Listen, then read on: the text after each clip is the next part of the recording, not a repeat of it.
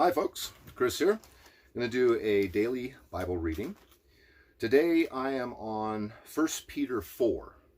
In this chapter, it really gets into how when you focus on Jesus and you commit your life to Him, you're going to be attacked by the fallen world.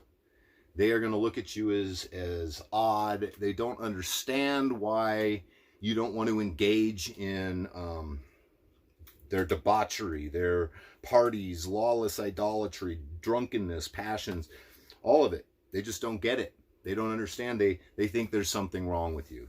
And it goes in that really those kind of attacks, you should take that as a sign that you're moving past the world and that you are focused on God. So anyway, this is a great chapter, pretty relevant in today's world. And let's get to it. 1 Peter 4.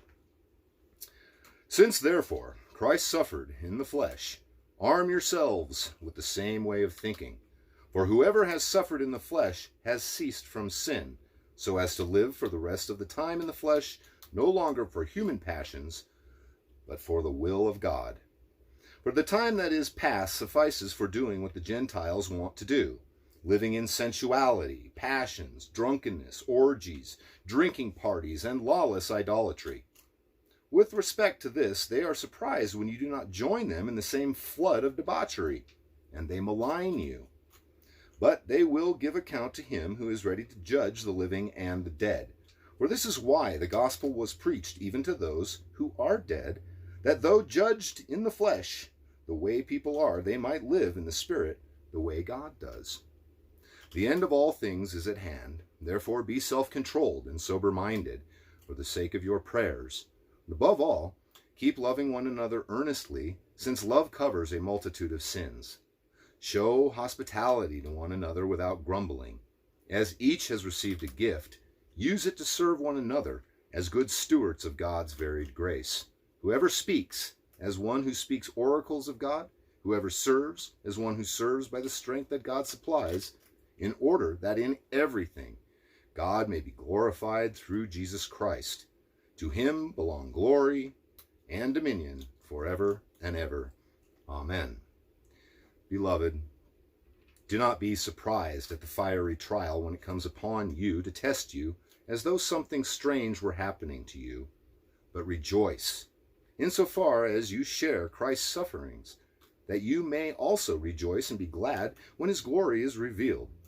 If you are insulted for the name of Christ, you are blessed, because the Spirit of glory and of God rests upon you. But let none of you suffer as a murderer or a thief or an evildoer or as a meddler. Yet if anyone suffers as a Christian, let him not be ashamed, but let him glorify God in that name. For it is time for judgment to begin at the household of God, and if it begins with us, what will be the outcome for those who do not obey the gospel of God? And if the righteous is scarcely saved, what will become of the ungodly and the sinner? Therefore let those who suffer according to God's will entrust their souls to a faithful Creator while doing good. Stay focused vertically. Don't get caught up in the drama of the world. Stand up for yourself as a Christian, but do it in as loving a manner as you can. We all are fallen. We all fall short of God's glory. We all need to constantly focus and refocus vertically so we don't have instances of bad behavior and so forth. Your sanctification as a Christian is an ongoing process that will be ongoing until you die.